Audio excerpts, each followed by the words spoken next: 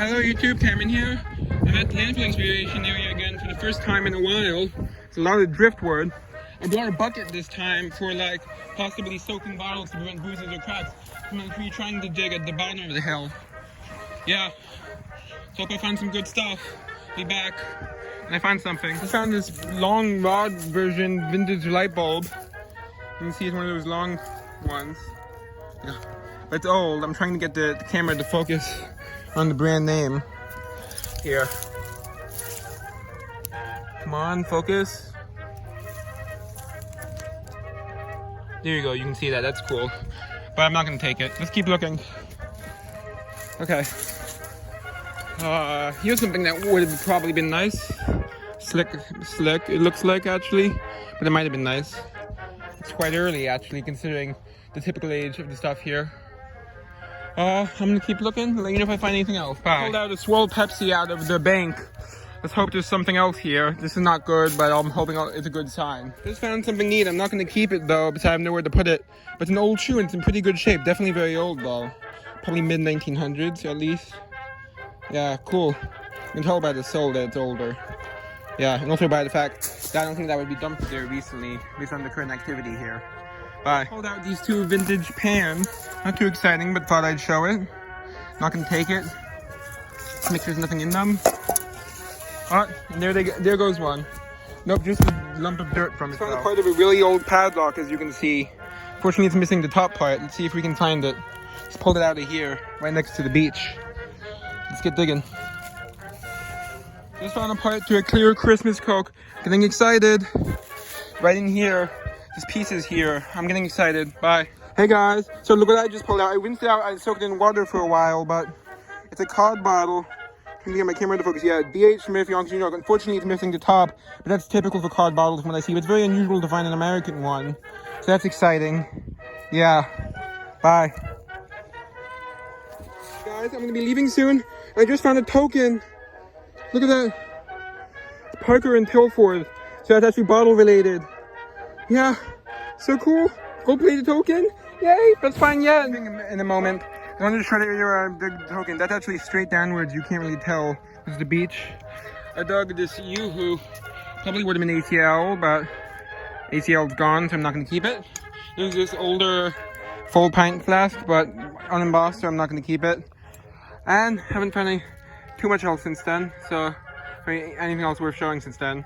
I have to go in like a minute. Bye. And so this is the most difficult time I've had up this hill probably, because I brought this bucket with me for water to prevent bruises or cracks, but I dumped out the water at the bottom of the hill because I was digging at the bottom of the hill.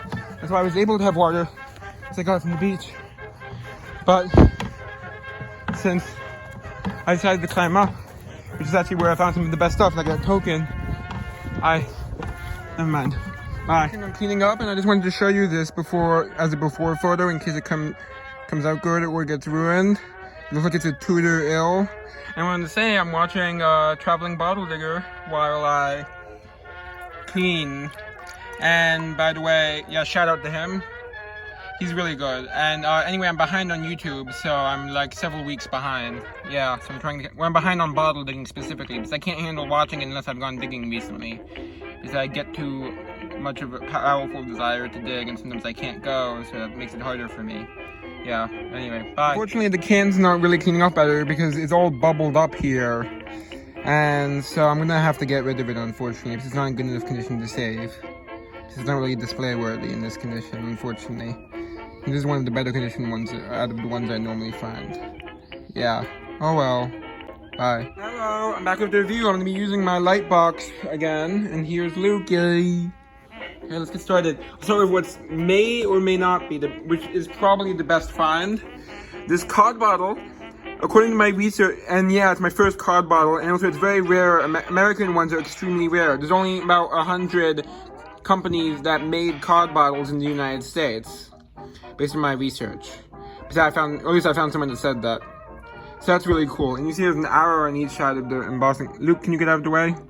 Come on, your fur will stick to the background like static electricity. There's already all sorts of hairs on there from you. Stop, back up. So yeah, and you see it's really good condition, but then it has 2 scratches here, which might be from my rake. But yeah, that's cool. Look at that. I mean, yes, it's topless, but then again, the majority of card bottles you will find are topless because kids would break them to get the marbles. It's part of why they weren't widely in use in the United States, at least. Yeah, except for close to the time period when they came out. So this is from about the 1890s, and it says DHS on the bottom, which is D.H. Smith. So that's really cool. And that would be blown. It's a nice find. And I don't know what it's worth, but I did find one that has the top listed for $650, so it's got to be worth something, but it's still really cool, and I'm going to keep it, yeah. First card bottle. It's very rare to find them in America. And it's not common to find them in England, or like Europe, but it's a lot more common, like way more common. Because there's very few manufacturers of them in the United States. So yeah, and then there's this one, which is pretty nice. It's a little salt shaker. Pretty cool. Little tiny one. Refill it. And then here's something neat. It says Tank Codec Developer Model B. This is from about the early 1900s from a friend. I couldn't find, unfortunately I did not find the base to it, but hopefully I will next time. So I didn't dig much at the time around the area where I found it because I was on my way out. Yeah. So I'll go back there next time in about a week. Okay? Yeah. And then there's some radio tubes. I have not actually read what they say yet. Let's see. This one's Cunningham. Oh, Cunningham. It has like I think there's a scratch on it. I think, no, it says Cunningham, it looks like, but it's a C, because I know Cunningham is a brand name for radio tubes. So that's most likely what it is. It'd be weird if it wasn't. Yeah. Okay. Then there's this radio tube, which looks a bit older. It's a Radiotron. I think this is an older one. Maybe like 1930s or so. Yeah. I like to put those in the tops of bottles. Then I'm saving what is one of my two favorite finds along with the card bottle for last. And this padlock, unfortunately missing the top part, because the top part is one thing. Not only, of course, does that mean it's less whole, but that's where the brand name would have been.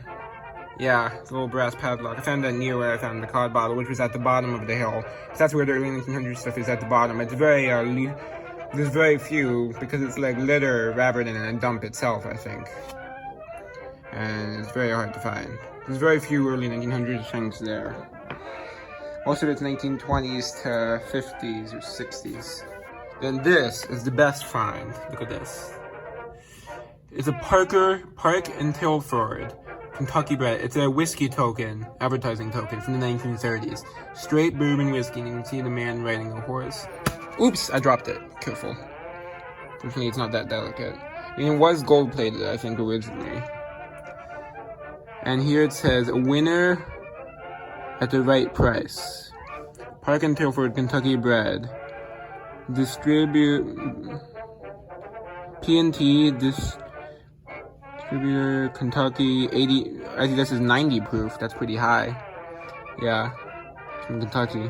That's really cool. It's a good find. Yeah, let's try that one more time. Yeah. So overall, a good dig. Not too much stuff, but I got some good stuff. And that's all. Hope you enjoyed. Bye. Actually, I forgot one item, which I'll show now. It's from that sheet I found from the Albert Pick Motel. I ripped this piece off because it had a name on it. So it's probably not that old. It's from like the 1960s or so, maybe 70s. But still pretty cool that it still has the writing surviving and stuff. It was actually the whole sheet, but of course I couldn't save the whole thing. That would be crazy. So I just saved the part that had writing on it, as you can see. So, yeah. The hotel was founded in 1959, and you know what? I'll show some pictures of, and closed well, it changed names in 1991, if I'm not mistaken, or the 1990s, I'm not sure the exact date, to the San Antonio Inn. And it closed in the 2000s. And I'll show a picture of the motel now. Boys are leaving home today, 100,000 strong. It's up Yep, to you, pretty it's cool. up to me. Bye.